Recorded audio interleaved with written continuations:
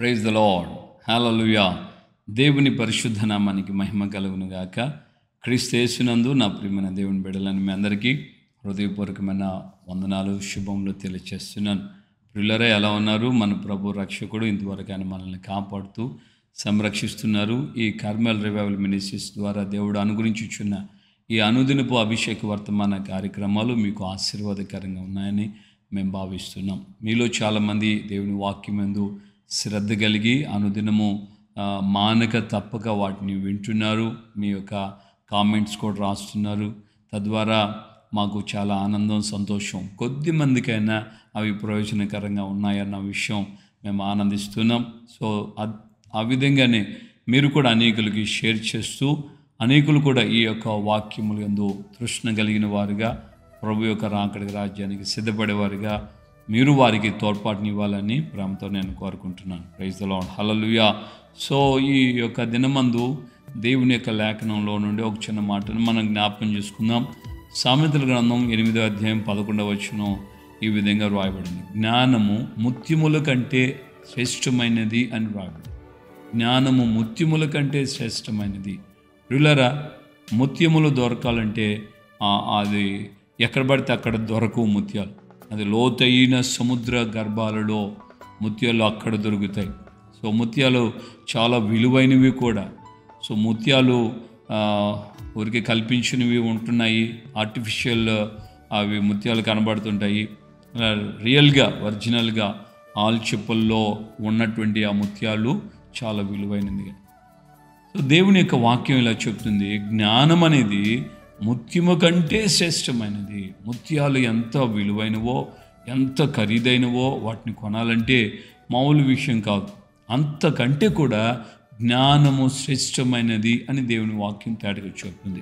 ప్రియమైన దేవుని బిడ్డలారా, జ్ఞానం ఏం చేస్తుంది, ఎలా నడిపిస్తుంది, ఎలా అంటే కొన్ని మాటలు మనం జ్ఞాపం చేసుకున్నట్లయితే ఆ జ్ఞానము వలన కలిగేటువంటి గొప్ప కార్యాలను మనం చూడగలుగుతున్నాం.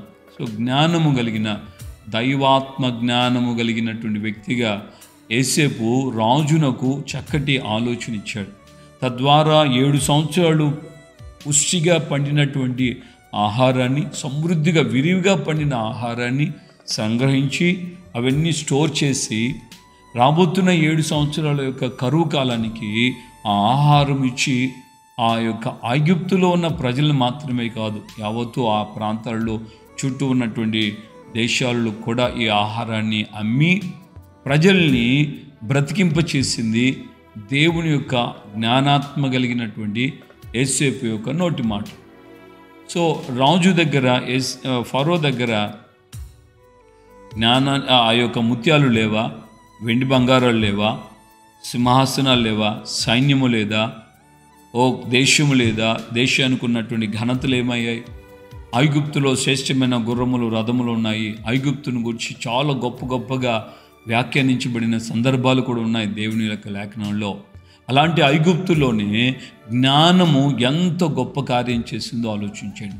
జ్ఞానము కలిగిన వ్యక్తిగా ఇతని వలె దేవుని ఆత్మలు కలిగిన, దైవాత్మ కలిగినటువంటి వ్యక్తిని కనుగొనగలమా అంటూ ఫరోనే ఆశ్చర్యపడి ఆ యోసేపును తనకు తండ్రిగా నియమించుకున్నాడు.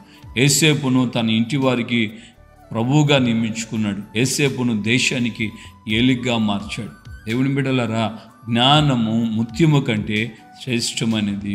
తద్వారా ఆ జ్ఞానముతో కరువులో ప్రజలు చచ్చిపోకుండా ఉండేటట్లుగా దేవుడు ఆ జ్ఞానము కలిగినటువంటి యోసేపు ఇచ్చినటువంటి ఆ మాటల ద్వారా ఫరో విధేయత కలిగి, ఫరో ఆ విధంగా తన ప్రజలందరినీ ఆ విధంగా ఒప్పింపచేసి, గ్రహింపచేసి యోసేపును నియమించుకున్నందువలన యోసేపు యొక్క రూలింగ్లో, యోసేపు యొక్క కాలంలో యోసేపు చెప్పినట్లుగానే అందరూ చేసినందువలన ఆ యొక్క దేశం సుభిక్షంగా, కరువులో సైతం కరువు తెలియకుండా కాపాడబడ్డారు. రెండవదిగా మనం గమనిస్తున్నాం, దానియేలు విషయంలో కూడా మనం జ్ఞాపకం చేసుకుంటే దానియేలు విశేషమైన బుద్ధి కలిగిన వాడు అని రాయబడింది, వివేచన కలిగిన వాడు అని. సో దానియేలు, షడ్రక్, మెషక్, అబేద్నెగో అను ఈ 4 బాలురులు ఆ యొక్క కల్దీయుల దేశంలో ఆ ఇరుగు పొరుగు ఉన్నటువంటి 127 సంస్థానాలలో ఉన్నటువంటి ఆ ప్రాంతంలో ఉన్నటువంటి ప్రజలలో ఎవరికి కూడా వీళ్ళున్న స్థితిని ఎవరొచ్చి రీచ్ కాలేకపోయారు.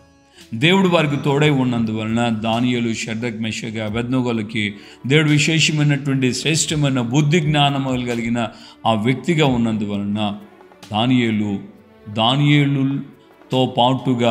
దానియేలుతో పాటుగా స్నేహితులు మాత్రమే కాకుండా ఆ దేశంలో ఉన్నటువంటి ఆ యొక్క జ్ఞానులందరినీ కూడా, అలాగే సోదరి చెప్పేవారిని, మాంత్రికుల్ని, ప్రతి ఒక్కరిని వారందరినీ చంపాలని రాజు ఆజ్ఞ బయలుదేరితే దానియేలు దాన్ని అడ్డుపడి రాజు యొక్క కళ యొక్క భావాన్ని రెండు దేవుని దగ్గర ప్రార్థన చేసి దేవుని దగ్గర ఆ ప్రత్యక్షతను పొంది దేవుని యొక్క సన్నిధిలో దేవుని పేరట వెళ్ళి దానియేలు నెబుకద్నెజరుకి చెప్పటం, నెబుకద్నెజరు ఆ మాటలు విని ఆ కళను గుర్తు చేసుకున్నాడు. కళ యొక్క భావాన్ని చెప్పినప్పుడు రాజే వచ్చి దానియేలుకు సాష్టాంగంగా నమస్కరించాడు. అదే 8వ అధ్యాయం సామెతల గ్రంథం అంటుంది, నా వలన రాజులు ఏలుదురు అని. జ్ఞానము ఘోషిస్తుంది, నా వలన రాజులు సైతం రాజ్యాల్ని పరిపాలిస్తారు. రాజులు సైతం జ్ఞానము కలిగి ఉన్నట్లయితేనే రాజ్యాన్ని చక్కగా పరిపాలిస్తారు. అమ్ముకోరు, దేశాన్ని కొల్లబెట్టరు, దోచేసి ఇతరులకి ఇచ్చేటట్లుగా చేయరు, ఇతరులు దాన్ని తీసుకొని కొంతమందికి మాత్రమే లగ్జరీస్గా అనుభవించేటట్లుగా చేయరు. సో దేవుని బిడ్డలుగా మనం గమనించాల్సిన విషయం ఏంటంటే దేశ సంపద, దేశ సంరక్షణ, దేశ ప్రజలకు క్షేమాన్ని జ్ఞానము కలిగినటువంటి వ్యక్తి అయితే చక్కగా వివేకంతో ఆ యొక్క దేశాన్ని నడిపించుకుంటాడు. ఆ విధమైనటువంటి విషయాలు 8వ అధ్యాయము అనేక విషయాలు రాయబడి ఉంది ఆ యొక్క సామెతల గ్రంథంలో, జ్ఞానము ఘోషిస్తూ మాట్లాడుతున్న విధానం. మరి ఈ రోజున మనము జ్ఞానము కావాలంటే ఏం చేయాలి? జ్ఞానం కావాలంటే ఎక్కడ దొరుకుతుంది? జ్ఞానం యొక్క నివాస స్థలం ఎక్కడ? జ్ఞానాన్ని ఎలా మనం సంపాదించుకోవటం అని మనం అడిగినప్పుడు మనం ప్రశ్న వేసుకుంటే ఆ యొక్క జ్ఞానము యొక్క స్థానమును గురించి బైబిల్ తేటగా చెప్తుంది. జ్ఞానం ఎక్కడ దొరుకుతుందంటే యెహోవా యందు భయభక్తులు కలిగి ఉండటమే జ్ఞానమునకు మూలం. దేవుని యందు భయభక్తులు కలిగి ఉండటమే జ్ఞానానికి మూలం. దేవుని యందు భయభక్తులు కలిగి ఉండటం అంటే మరో అర్థం చెడుతనానికి, పాపానికి దూరంగా ఉండటం. మరి ఈ రోజున నీవు దేవుని పేరట ఉన్న కొనసాగించబడుతున్న స్త్రీ కావచ్చు, పురుషుడు కావచ్చు, లేక దేవుని గురించి ఎరగని వ్యక్తివి కావచ్చు, నీ జీవితంలో చెడుతనాన్ని అసహించుకున్నావా? దైవభక్తి కలిగి ఉన్నావా? దైవభక్తి కలిగి చెడుతనాన్ని అసహించుకున్నట్లయితే ఆ దైవ సంబంధమైన జ్ఞానము నీకు అనుగ్రహించబడుతుంది. యాకోబు పత్రికలో ఈ మాట రాయబడి ఉంది, పైనుండి దిగవచ్చు జ్ఞానం. 3వ అధ్యాయం 17వ వచనంలో ఈ మాట రాయబడి ఉంది. పైనుండి దిగవచ్చు జ్ఞానం మొట్టమొదట పవిత్రమైనది, పరిశుద్ధమైనది, నిర్మలమైనది. ఆ యొక్క జ్ఞానాన్ని గురించి యాకోబు పత్రిక రాస్తూ చక్కగా వివరించాడు. సులభముగా లోబడినది, కనికరముతో కూడుకున్నది, పక్షపాతం లేనిది. ఇలాగా దేవుని యొక్క జ్ఞానము, పైనుండి దిగివచ్చే జ్ఞానం దైవభక్తి కలిగిన వారికి మాత్రమే అనుగ్రహించబడుతుంది. ఈరోజున నీవు దైవభక్తి కలిగి ఉన్నటువంటి వ్యక్తిగా కొనసాగుతున్నట్లయితే నిత్యముగా ఆ జ్ఞానము నీవు పవిత్రునిగా ఉండేటట్టు చేస్తుంది. సులభముగా భర్తకు భార్యకు మధ్యలో ఉన్నటువంటి ఆ సంబంధంలో విధేయత, అటువలే స్త్రీలారా ప్రభునకు వలె మీ సోపురుషులకు లోబడి ఉండండి అన్నటువంటి మాట నీవు వినే ఉన్నావు. అనేక సందర్భాల్లో నీ చెవుల పడింది. మరి దైవభక్తి కలిగిన స్త్రీవే అయితే నిత్యముగా నీ భర్తకు నువ్వు లోబడతావు.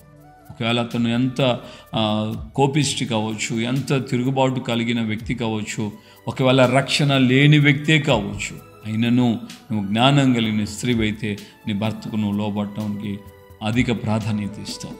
దేవునిని బట్టి ప్రభువునకు వలె మీ స్వపురుషులకు లోబడి ఉండండి.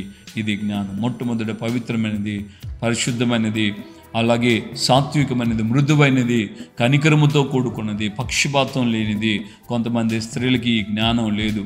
అందుకని జ్ఞానం కలిగిన స్త్రీ దొరుకుట అరుదు అని వ్రాయబడింది. జ్ఞానవంతురాలు తన ఇల్లు తాను కట్టుకుంటుందని వ్రాయబడింది. జ్ఞానం ఏంటంటే వాళ్ళకి, వాళ్ళ అమ్మ వాళ్ళ నాన్నకైతేనే విశేషమైనటువంటి ప్రతిస్పందన ఉంటుంది అమ్మగారికి.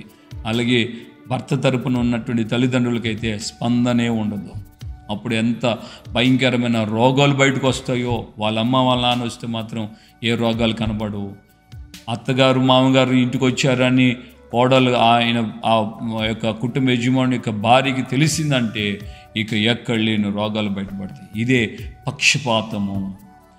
ఈ అటువంటి వ్యక్తిత్వం కలిగిన స్త్రీలు దైవ సంబంధమైన జ్ఞానం కలిగిన వారు కాదు, దేవునికి లోబడే వ్యక్తులు అంతకంటే కాదు.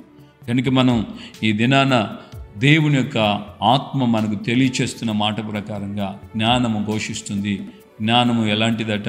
ముత్యము కంటే జ్ఞానము విలువైనది, శ్రేష్టమైనది. మరి ఆ జ్ఞానం నీకుందా? ఆ జ్ఞానం నీకు కావాలా? అలాగైతే నువ్వు దేవుని యందు భయభక్తులు కలిగి చెడుతనాన్ని విసర్జించు. దైవం యందు భయభక్తులు కలిగి ఉండటం ప్రారంభమే నీకు జ్ఞానానికి మూలమవుతుంది. మీ కొరకు ప్రార్థన చేస్తాం. ప్రేమగల తండ్రి, మీ పాదాలు స్తోత్రాలు. ఈ యొక్క నాయన ఉదయకాలం ముందు నీ బిడలైన మా అందరితో మీరు మాట్లాడిన ప్రతి మాటకై స్తోత్రాలు. ప్రభు రక్షక, మరి నాయన జ్ఞానము అయ్యా ముత్యము కంటే శ్రేష్టమనేదని మీరు మీ యొక్క లేఖనాల ద్వారా తేటపరిచారు. జ్ఞానం వలన రాజులు కూడా రాజ్యాన్ని ఏలుబడి చేస్తారని, అధిపతులు నాయన అధికారాన్ని కలిగి ఉంటారని అయ్యా ఆ యొక్క 8వ అధ్యాయం అనేక విషయాలు మీరు వివరించారు. మరి ఈ రోజున ఆ జ్ఞానము దొరికే స్థలం ఎక్కడుందో, ఆ జ్ఞానం వలన ఏ విధంగా జనులు కాపాడబడ్డారో, సురక్షితంగా సంరక్షించబడ్డారో మీరు మీ యొక్క లేఖనాల ద్వారా తేటపరిచారు. యేసేపుకున్న జ్ఞానము ద్వారా ఆ యొక్క కరువులో ప్రజలు సజీవులుగా కాపాడబడ్డారు. దానియేలుకు ఉన్నటువంటి జ్ఞానము ద్వారా ఆ యొక్క జ్ఞానులు ఆ దేశంలో ఉన్నటువంటి ప్రతి వ్యక్తి నాయన సంహరింపబడకుండా సంరక్షించబడ్డారు. మరి ఈ రోజున అయ్యా మా దేశంలో కానీ, మా రాష్ట్రాల్లో కానీ, మా ప్రజల మధ్యలో కానీ ఎవరికైతే మీ యొక్క జ్ఞానము లేదో, మీ అందు భయభక్తులు కలిగి ఉన్నట్టే అయ్యా జ్ఞానమునకు మూలమని వ్రాయబడినటువంటి మీ మాట ప్రతి వారి యొక్క నాయన చెవులో అది చొచ్చబడినట్లుగా, వారి హృదయాలకు వెళ్ళినట్లుగా మీరు కరుణించండి, కృప చూపించండి, సహాయం చేయండి. ఆ విధంగా మీ జ్ఞానమును పొందిన వారై మీ సన్నిధిలో నడిపించబట్టుకు సహాయం చేయండి. ఈ మాటలు విన్నని బిడ్డలందరినీ మీరు దర్శించండి. ఆయన ఎవరైనా బలహీనులుగా ఉన్నట్లయితే, ఈ ఉదయకాలం ముందు ఎవరి హృదయంలోనైనా వేదన, కన్నీళ్ళు, దుఃఖం ఉన్నట్లయితే దయతో మీరు తండ్రిగా, మీరు తల్లిగా వారిని ఓదార్చండి, ఆదరించండి, ధైర్యపరచండి, బలపరచండి. నెమ్మది లేని వారికి నెమ్మది ఇవ్వండి, ఆరోగ్యం లేని వారికి ఆరోగ్యం ఇవ్వండి, సమాధానం లేని వారికి సమాధానం ఇవ్వండి, దుఃఖంలో ఉన్న వారి కన్నీళ్ళు మీరు తొడవండి. అయ్యా నిరీక్షణ లేని వారికి నిరీక్షణ కర్తగా మీరు నిలబడండి ప్రభా. అయ్యా అప్పు సమస్యలో ఉన్న వారికి విమోచకుడిగా మీరు ఉండి వారిని విమోచించండి నాయన. వారి ఆ బంధకాల నుంచి విడుదల మీరు కలుగు చేయండి.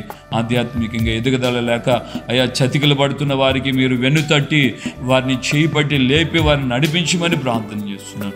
సహాయం చేయండి. చాలిందేవుడిగా ఉండి కార్యాలు చేసి ఘనత, మహిమ, ప్రభావాలు మీరు మాత్రమే పొందమని యేసు నామములో ప్రార్థన చేసి పొందున్నాము తండ్రి.